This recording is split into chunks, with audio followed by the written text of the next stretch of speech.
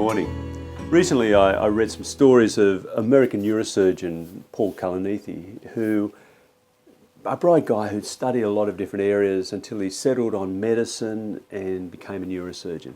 And he describes his caseload of patients with illnesses to diagnose and treatments to discern and surgery to perform and long days in surgery that are exhilarating and tiring and rewarding. He's a man who has control over people's lives, who has power and control and skill and status, and all that changes when he himself is diagnosed with metastatic lung cancer. And though he wants to be part of the medical team who treats himself, he can't. He's not an oncologist, and he needs to learn to be a patient. And becoming a patient means letting go, learning to let go. This man who is used to being in control over disease and life and so forth finds he has no control. And as the disease progresses and he engages in different treatments, he finds his body weak. He can't even work. All he can do is sit in a chair. A visit to the doctors or visits from friends completely drain him, and all he can do is sit. In this time, his wife gives birth to their child, their daughter. And he holds this little profound life. It was simple but profound. And he finds in her deep and profound joy. A meaning in life and a joy in life he's never had, never known. He learns to pray again. And he ponders her life and her being as their lives overlap, his declining towards death and hers just starting out. It's in this vulnerability, in this brokenness and powerlessness that Paul discovers something deeper and richer in life. And I think that's the story of not just Christian faith, but the spirituality of many faiths. And we see it in Jesus and in his teaching and in the scriptures, of the Hebrew scriptures and the Christian scriptures. One of the stories this week is of an ancient Syrian army commander, Naaman. He's high up in his nation's army, in control, commanding. He's a powerful man who's used to being in control, giving commands, receiving commands. He has status and wealth and authority under his king. He's effective. He's successful, but he has a skin complaint, a skin affliction. It's called leprosy in the story, probably not modern day Hansen's disease in which the extremities die and fall off. It's probably just a serious skin affliction that perhaps causes him grief but sets him apart as different. And as a powerful man with influence and authority and control, he's tried everything. He's tried every physician and healer and anything he can, but to no avail. And then one day, his wife's slave girl, a slave girl he's brought back on one of his military campaigns and raids into Israel. And she goes to her mistress, his wife, and says, "If only my master would go to the prophet in my homeland and have him pray to our God, he would be made well. I've seen it." And his wife takes her into Naaman and she repeats the story. Then Naaman runs off to the king and pleads that he be allowed to go to Israel to find this prophet and try it. The king writes a letter of introduction to Israel's king and sends him off with some gold and silver gifts and an entourage. And they go. And he meets with Israel's king and hands him the letter. And the king reads the letter. And privately he's concerned and anguished, and he tears his clothes in grief and anguish. What am I to do? What does this king of Syria expect of me to heal this man? What power do I have? What am I going to do? Elisha hears this, the prophet, and says to the king, "Send him to me, I'll fix it." So the king sends Naaman and the entourage to Elisha's house. And Elisha just sends out his messenger and says to Naaman, "Go and dunk yourself in the Jordan River 7 times, and you'll be okay." Naaman is incensed, infuriated. Who is this two-bit prophet that he won't even come down and meet me face to face? Sends his messenger. Who does he think I am? and to dunk in this dirty creek they call a river. We got great rivers back home. Why this dirty thing? And he rants and raves and carries on.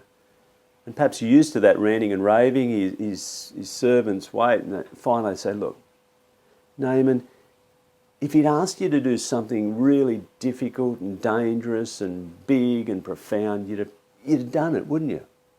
But he asked you to do something simple. Why don't you just give it a go? What have you got to lose? You've come all this way. So Naaman decides, why not? So he goes down to the Jordan River, and there he strips off all his clothes. All the symbols of his power, his status, and his control. He takes off everything that sets him apart. And he stands naked before the world, and he enters this little river. Well, it's not little, but what he considers a little river. Probably swimming with other ordinary Jewish people. This great, powerful man who is in control has to let go of everything and come stark naked before the world, before God as it were, and dunk in this river 7 times. And he's made well. And I think the point of the story is that when we think we're in control of life, when we think we've got the power and control over life and death and everything else, there comes a moment when we realise we don't. I'm reminded of the words of Dr. James Finley, a clinical psychologist and spiritual director who studied under the great Thomas Merton. He says, we're afraid of losing the control that we think we have over the life we think we're living. We're afraid of losing the control we think we have over the life we think we're living. And it's in the moment when we realise we don't have control. When illness or death or grief or something comes into our life and reveals our lack of power, our powerlessness. I remember a number of times being called to the hospital. I mean, many times from many different people. I remember once where this friend called and said, look, friends of hers, a family she knows is in hospital. Their young son is seriously ill, between life and death. Would I come and talk to them? They need to talk to a minister. And everything in me wanted to resist, to say, no, what am I going to say? What can I say to this family? What do I know? How can I fix this? I can't. I'm powerless. But I went. And here's this family, this couple with their son in the bed, and the doctors are running around doing tests and diagnosing and trying to work out what's wrong and what to do, and nurses are looking at screens and monitoring and giving injections and drips and whatever else. And here's this family with chaos going on around them. They're the centre of the attention, but no attention on them. And I don't know what to do except sit with them and listen to their story. And I discover that that's what they need. They need someone who will sit with them in their brokenness and powerlessness, who doesn't come bringing answers and solutions. The doctors are trying to do all that, but who will sit with them in their brokenness and recognise their brokenness, their powerlessness, and pray the prayers that they can't pray to a God they're not even sure of. And that's what I did. And in that moment, I experience in my brokenness, their brokenness, the presence of God.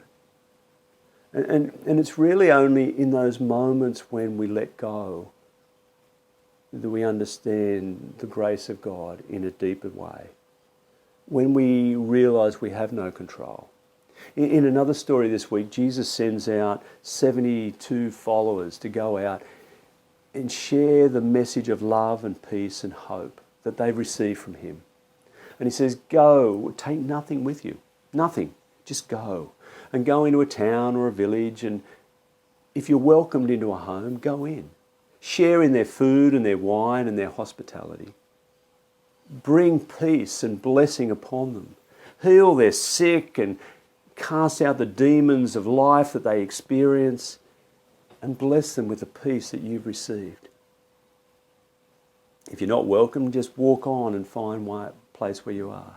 But share this peace and this hope. But do it not in your own strength, because that won't work. Let go of your control and your power, and in your vulnerability, allow me to work through you. And that's what they do. And they come back with great joy that they've experienced these wonders in the world, reconciliation and hope and peace and life, and God at work in people's lives.